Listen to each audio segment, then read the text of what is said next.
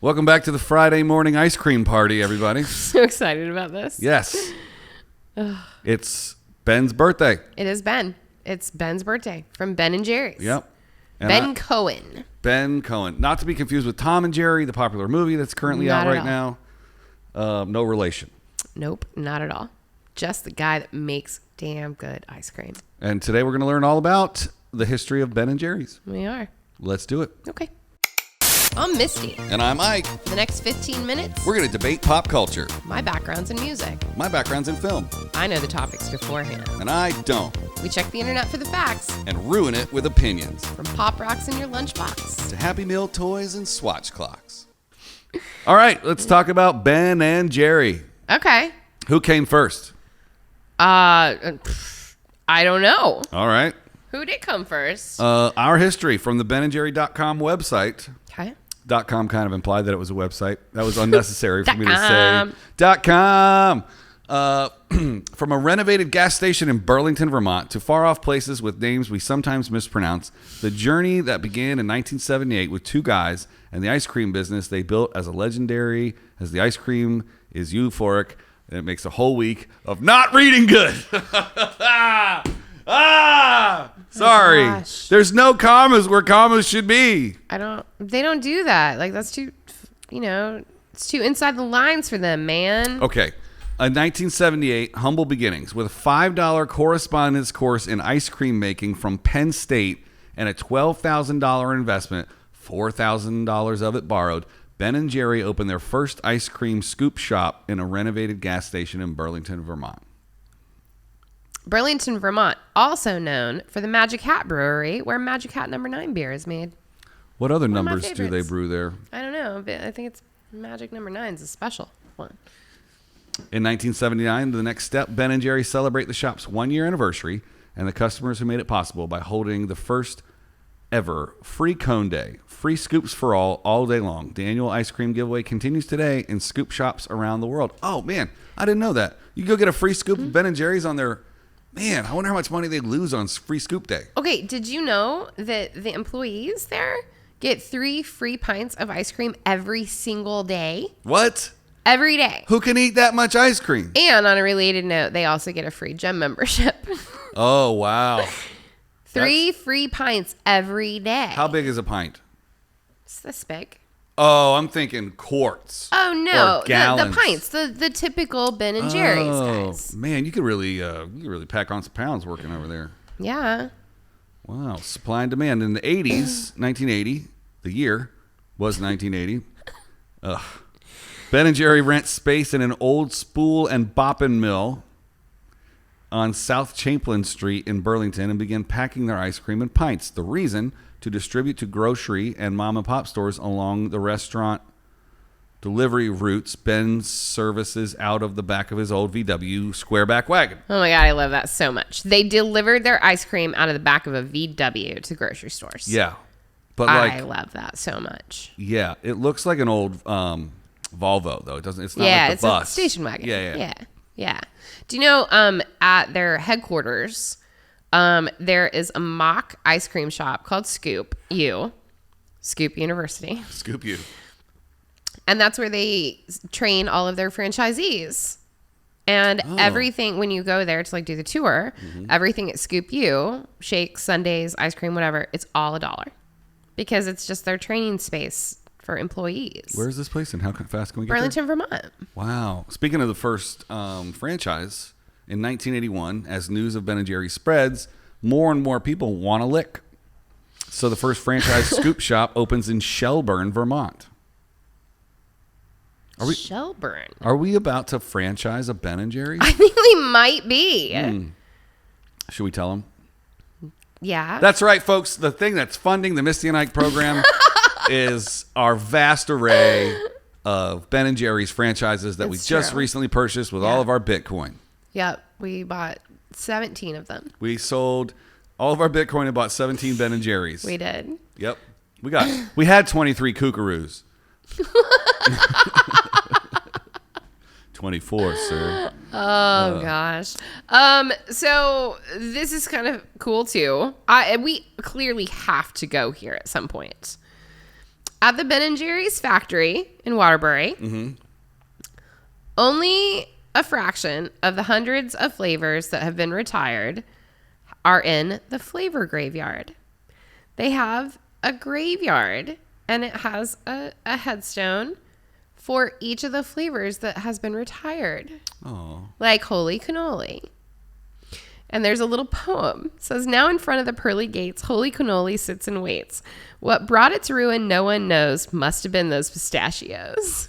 And then as the years that it was issued, 97 to 98. So if it's in the graveyard, can it ever come back? Okay, so here's the thing.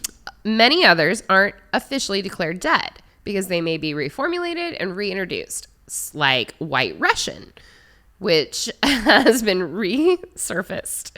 It's currently available in the scoop shops. The deceased pints aren't actually buried in the graveyard. It's just the headstones. They just have up headstones. They didn't actually put pints of ice cream under the ground. Well, I know, but I guess I was saying, like, if they retire it. If they retire it, they retire it. But That's unfortunate. not all flavors are dead. Like, just because it goes out of circulation, they could be reformulating it to bring it back. But there are flavors that are retired and gone for good. Now, did you know that in 1983, Ben & Jerry's ice cream is used to build the world's largest ice cream sundae in St. Albans, Vermont? Oh my God, that makes me so happy. And I want to literally dive into it head first. Well, you could. Do you know how many pounds of ice cream they used? Tell me. You want to take a guess? 1,000.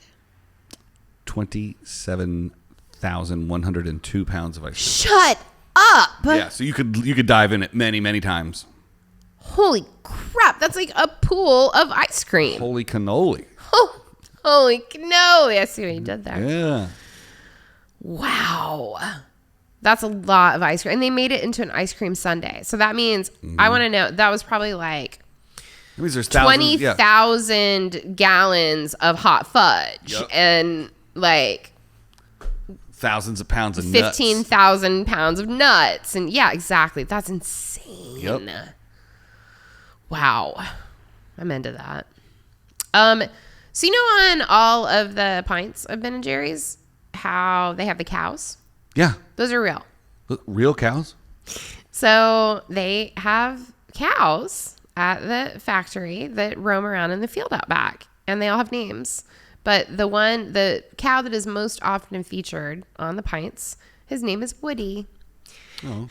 And he is named after Woody Jackson, the artist who actually drew him into a drawing of the factory. So the guy who put him on the carton, they named the actual cow after him. That's Right. pretty cool. Right. Did you know in 1984, Ben & Jerry's sets a precedent by discovering a little-known clause about stocks and brokering, then established a Vermont-only public stock offering to raise money for their new manufacturing plant. So you had to live in Vermont to buy That stock. is in their company. incredible. Yeah. Wow. Most people would be so greedy they would want to do an IPO Of course. and get money They from wanted it everywhere. to actually benefit the people that lived in their community, Yeah. in their state. It's pretty rad. That's so awesome. Yeah. They have a team of flavor gurus. They create all of their own flavors. Gurus go on trend trek trips every year where they eat their way through cities by ordering every dessert at a local restaurant to uncover new food trends and flavors. What a And job. that's how they like come back and come up with new Ben & Jerry's flavors. What There's 6 of them. a job. Yeah. Oh, can you imagine? And you probably get a pretty good salary for Oh that. yeah, I'm sure. In 1985, the Ben & Jerry's Foundation is established with a gift from Ben & Jerry's and 7.5% of the company's annual pre-tax profits to fund community-oriented projects. I'm not surprised. They actually, Ben & Jerry's employs a full-time activist. Like that's his job, is to research things that are going on out in the world where they want to put their money, their charity money. The guy's name is Chris Miller, and his background includes being the director of Greenpeace for 5 years. Whoa. So essentially they hired that guy and said, you're our full-time Ben & Jerry's activist. Tell us what we can do to make the world better. How cool is that? Talk about putting your money where your mouth is. Yeah. You ever had a Literally. baked Alaska? Sure have. Is that cake on the inside or ice cream? I think it's ice cream, if I'm not mistaken. The reason I'm asking is because in 1986, Ben & Jerry's launches the Cowmobile, That's amazing. a modified mobile home used to distribute free scoops in a unique cross-country marketing drive. On the return trip, the Cowmobile burns to the ground outside of Cleveland, Ohio. Oh, no. No one was hurt. Ben said it looked like the world's largest baked Alaska. I love that so much. Oh, genius. In 1988, President Reagan deemed Ben & Jerry the U.S. Small Business Persons of the Year. Right In on. a Rose Garden ceremony. Jerry's one suit comes in handy, and luckily Ben finds an Italian waiter's jacket to wear. They're the cutest. So Cherry Garcia has long standing been the number one flavor. And last December, it got knocked off of its throne as the number one Ben & Jerry's flavor for the first time in history. Really? Half baked.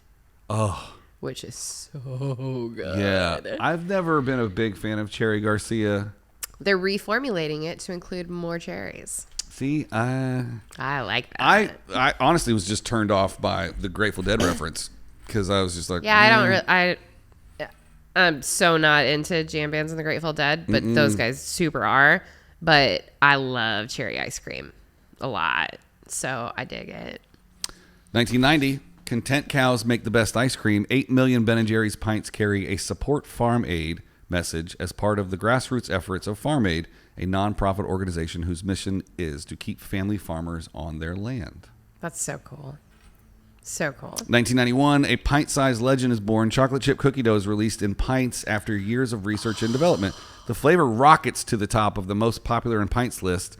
Today, it still reigns among our all-time favorite hits. The first ever batch of the flavor was created in Ben & Jerry's Burlington Scoop Shop in 1984, the result of an anonymous note scribbled on the shop's suggestion board. Oh my God. I love that so much.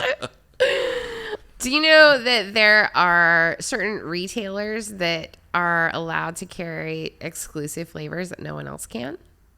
Wait, what?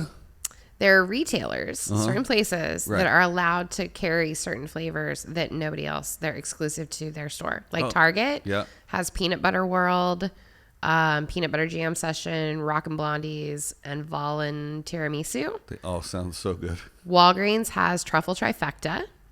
7-Eleven carries Nutty Caramel Swirl. And Walmart has Mississippi Mud Pie and Cotton Candy. And no other store can carry those flavors. So if you're a big Ben & Jerry's head, you got to go to multiple places to get your fix. Right. If there are certain ones that you very specifically want, yeah. Can you order online? Can you get like whatever you want? I think that those flavors, you can only get them at those actual stores at Target and Walmart. Here's something topical as of the recording of this episode. Okay. In 1994, Ben & Jerry's first appears in the United Kingdom. Oh my. I wonder if the Queen was eating Ben & Jerry's. 1995, BenJerry.com. No and. BenJerry.com, which is what I'm on right now, BenJerry.com. Hundreds of thousands of cyber surfers visit the Ben & Jerry's worldwide website for virtual licks and voluminous laughs. Voluminous. That's what I said.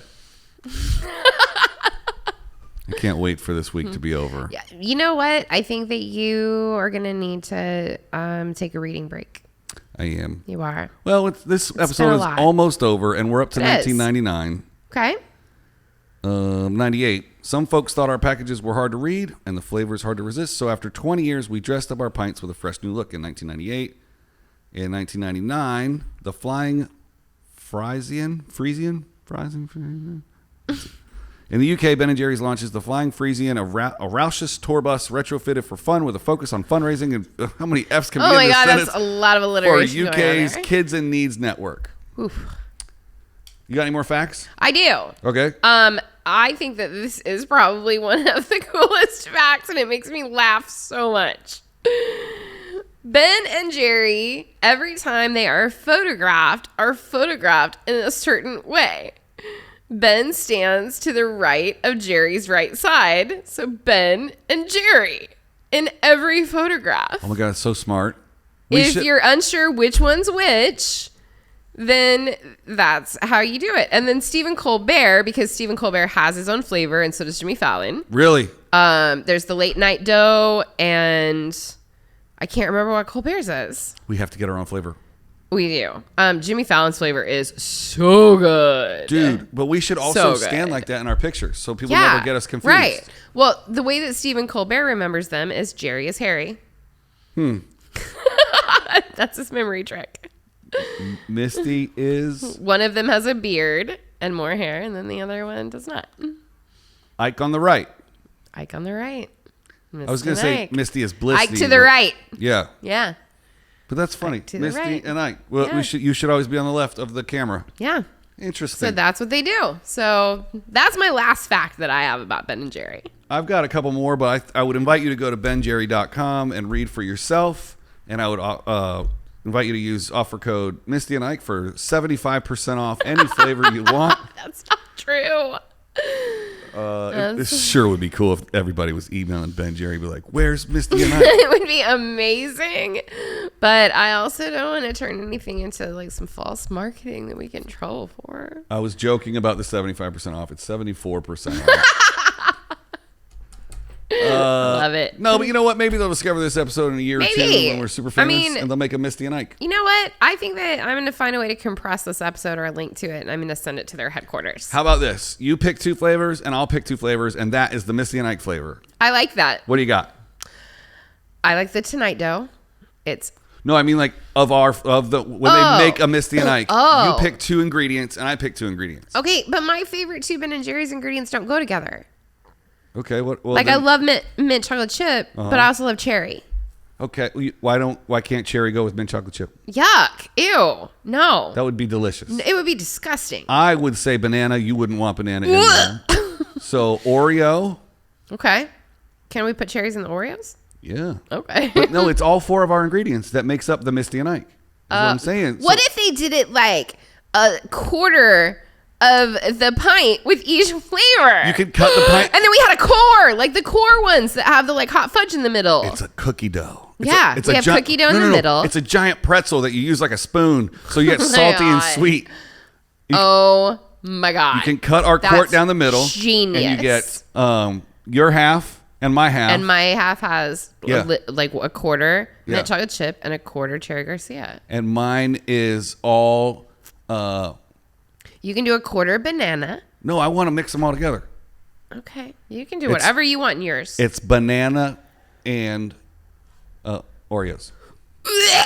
in vanilla. That sounds so gross. It's delicious. Okay. Eaten with pretzels. You know what? You can eat it whatever you want. But I'm not going to yuck your yum. What if you only liked half, but you could only get it in the Misty and Ike, so you cut it in half, and then you threw the other half away? Oh, how wasteful. I would hope that you could find somebody else in your life that liked the other half. You could give it to them. We all hope that you find your own Misty or Ike. We hope that you find your other half. That you will eat your banana Oreo ice cream. Leave a comment and tell us what flavors you'd put in. If you could make your flavor of Misty and Ike, what flavors do you think we are? Oh, there's going to be some nuts in there. Definitely. It's all nuts, no ice cream. No ice cream. It's just a bag It's a fucking pint of nuts. Let's end it on a high note, folks. What a great week. Thanks for tuning in. We appreciate you. Check out all of our sponsors listed in the description below. And since it's Friday, we'll see you on Monday. See you on Monday. That's a fun sound to make. I can't make that noise. I don't do it right. Yuck. I don't think I like it.